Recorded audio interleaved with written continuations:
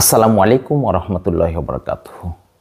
প্রিয় দর্শক, আমরা জানি মেডিকেল, বুয়েট, ইঞ্জিনিয়ারিং, বিশ্ববিদ্যালয় সহ বিভিন্ন প্রতিষ্ঠানে প্রতি বছর অ্যাডমিশনের জন্য প্রস্তুতি নেয় আমাদের অনেকের সন্তান, ছোট ভাই বোন বা আত্মীয় পরিবার পরিজনের অনেকেই। এক্ষেত্রে অনেকে মেধাবী হওয়া সত্ত্বেও, অনেক পরিশ্রম করার পরেও কাঙ্ক্ষিত লক্ষ্যে পৌঁছাতে ব্যর্থ হন। এর কারণ কি? এর কারণ অনুসন্ধানের জন্য আমরা কথা বলেছিলাম 2024-25 শিক্ষাবর্ষে মেডিকেল কলেজ ভর্তি পরীক্ষায় সারা বাংলাদেশে প্রথম স্থান অর্জনকারী সুশোভন বাসারের সাথে। সুশোভন বাসার কিভাবে তার অ্যাডমিশনে এই সফলতা অর্জন করলো সেটি আমরা শুনবো। নমস্কার, আমার নাম সুশোভন বাছার। আমি এবার 24-25 মেডিকেল ভর্তি পরীক্ষায় প্রথম হয়েছি। প্রথমেই আমি সৃষ্টিকর্তার কাছে কৃতজ্ঞ, আমার মা বাবার কাছে আমি কৃতজ্ঞ, আমার শিক্ষক শিক্ষিকা, আমার আত্মীয় স্বজন, বন্ধু বান্ধব যারা আমাকে যেভাবে পারেন সাহায্য করেছেন তাদের সবার প্রতি আমি কৃতজ্ঞ। তো আমি এটাই বলতে চাই যে আমার এই সফলতার পিছনে আমি মনে করি যে সৎভাবে পরিশ্রম করাটা বেশি গুরুত্বপূর্ণ। অনেকেই সৎভাবে পরিশ্রম না করার কারণে কিন্তু এই চান্সটা মিস করে ফেলে। তো আমি প্রথমেই বলবো, আগে সৎভাবে পরিশ্রম করার মানসিকতা নিয়েই এই অ্যাডমিশন যুদ্ধে নামতে হবে।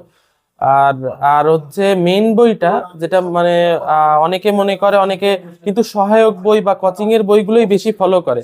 আমি বলবো ফলো করতে হবে অবশ্যই, কিন্তু মূল বইটাকে বেশি প্রায়োরিটি দিতে হবে। কারণ মূল বইটা যদি মানুষের মানে স্টুডেন্টের যদি কনসেপ্ট ক্লিয়ার না থাকে, তবে তাদের কিন্তু ভর্তি পরীক্ষায় ভালো করার চান্সটা অনেকটা কমে যায়। তো আমি আগেই বলবো মূল বই ক্লিয়ার করতে হবে, বা তারপরে অন্যান্য সহায়ক বই পড়তে হবে, নিজের উপর বিশ্বাস রাখতে হবে, সৎ পরিশ্রম করতে হবে, আর অবশ্যই সৃষ্টিকর্তার উপর তো বিশ্বাস রাখতে হবে। তাহলে অবশ্যই ভালো করা সম্ভব। আমি আসলে ঘন্টা হিসেবে কখনো মাপিনি, তবে এভারেজ আমি 10-12 ঘন্টা পড়ছি। কিন্তু আমি ওভাবে ধরে পড়িনি যে আমার আজকে পড়তেই হবে 12 ঘন্টা বা আমার আজকে 15 ঘন্টা পড়তে হবে, আমি এরকম কখনো ধরিনি। আমি সবসময় নিজের উইক পয়েন্ট গুলো বা নিজের সমস্যাগুলো আইডেন্টিফাই করে নিজে টপিক অনুযায়ী ভাগ করে নিয়ে সেই অনুযায়ী পড়াশোনা করছি। যে আমার হয়তো আজকের পড়া হয়তো আমার 8 ঘন্টা হয়ে যাচ্ছে, কিন্তু পরে কালকের পড়া হয়তো আমার আরো বেশি সময় লাগছে। তো এটা আসলে নিজের উপর ডিপেন্ড করে, একটা স্টুডেন্টের স্বতন্ত্রতা আমি মনে করি। এটা মানে ওইভাবে বলার কোনো উপায় নেই যে আমি এই এত ঘন্টা পড়েছি বলে যে অন্যরা এত ঘন্টা পড়লে হবে, এরকম কোনো কথা নেই। আমি কিন্তু এটা আমি ভালোভাবে ক্লিয়ার করে দিতে চাই, আমি অ্যাডমিশনের আগে আমি কিন্তু কখনো কোনো মানে ছোট থেকে বলেন এইচএসসি পর্যন্ত আমি কখনো কোনো মানে একাডেমিক কোনো প্রাইভেট ব্যাচ বলেন বা টিচার বলেন আমার কোনোটাই ছিল না। এটা আসলে আমার বাবা মা কিন্তু অনেকেই আমাকে বলছিল, প্রেশারও দিয়েছিল যে তুমি কেন এরকম করছো। এটা তো আসলে এখনকার যুগে একটু অন্যরকম, যে স্টুডেন্টের আসলে প্রাইভেট ব্যাচ বা টিচার ছাড়া হয় না। তো আমি আসলে চেষ্টা করতাম কি নিজের পড়াটা করার চেষ্টা করতাম, নিজের পড়াই একটু নিজেই শেষ করতে চেতাম। আমার কেন জানি আমি একটু কর্তৃত্বটা অপছন্দ করতাম, মানে আমার পড়ার প্রতি বা আমার পড়ার যে সিস্টেমটার প্রতি আমি একটু কর্তৃত্ব অপছন্দ করতাম। আমি শিক্ষকদের আমি ছোট করছি না, কেউ ভুলভাবে দেখবেন না। তো যাই হোক, আমি এই কারণে আর কি আমি নিজে পড়ারই চেষ্টা করেছি এবং নিজেই সবকিছু সলভ করে চেষ্টা করেছি। হয়তো কোনো সময় ইউটিউবেরও সাহায্য নিয়েছি, এটা তো না নিলে হয় না, এখন তো প্রযুক্তির যুগ, বা গুগলের সাহায্য নিয়েছি। যাই হোক, এইভাবে আর কি নিজের পড়াটা এগিয়ে নিয়ে গেছি। একটা অ্যাডমিশন স্টুডেন্ট তো অনেক কিছু অনেক ওয়েবসাইট বলেন, অনেক বই বলেন পড়তেই পারে, বা ছোটখাটো তো গাইডলাইন নিতেই পারে। কিন্তু আমি বলছি যে আমার যে কোচিং জার্নিটা, বা আমি মূলত যে অ্যাডমিশন যাদের কাছ থেকে আমি গাইডলাইন পেয়েছি, মানে আমার এই পুরোটা সময় 3-4টা মাস, বা যাদের কাছ থেকে আমি স্টাডি ম্যাটেরিয়ালস বলেন অন্যান্য সার্ভিস পেয়েছি, সেটা আমি পরিষ্কার করে বলেছি আমি উন্মেষের থেকেই আমি এগুলো নিয়েছি। মানে আমি উন্মেষেরই একজন শিক্ষার্থী ছিলাম।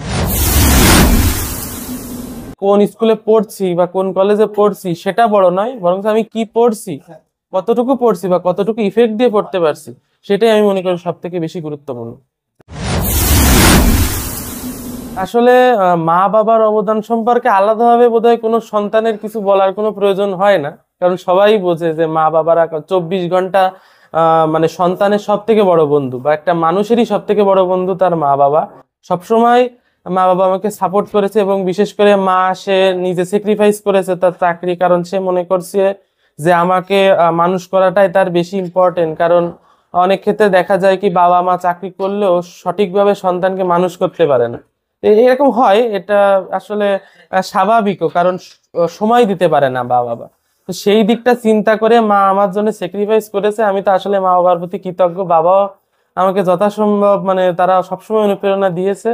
অবশ্যই তাদের কথা তো আসলে অস্বীকার করার কোনো উপায় নেই, বা বোঝানোরও আসলে আলাদাভাবে কোনো দরকারও নেই, কারণ সবাই বুঝবে আসলে মা বাবার ভূমিকাটা কি। আমি নিউরোলজিটা খুব পছন্দ করি। এখন আমার ইচ্ছা আছে নিউরোলজিতে আলাদাভাবে বিশেষজ্ঞ হওয়ার বা পড়াশোনা করার। এখন দেখি কি হয়। আর গরিবদের নিয়েও কিছু আলাদা কিছু করার আমার ইচ্ছা আছে, আলাদা একটা হাসপাতাল। তাতে আমি জানি না কতটুকু পারবো, তবে আমি আমার সর্বোচ্চ চেষ্টা করব। আমি দেশবাসীর কাছে দোয়া এবং আশীর্বাদ প্রার্থী। আপনারা আমাকে দুহাত ভরে আশীর্বাদ করবেন যাতে আমি আমার অভীষ্ট লক্ষ্যে পৌঁছে যেতে পারি। আবু তালেব মেমোরিয়াল স্কুল, মাতৃস্নেহে করে উঠুক আপনার সন্তান।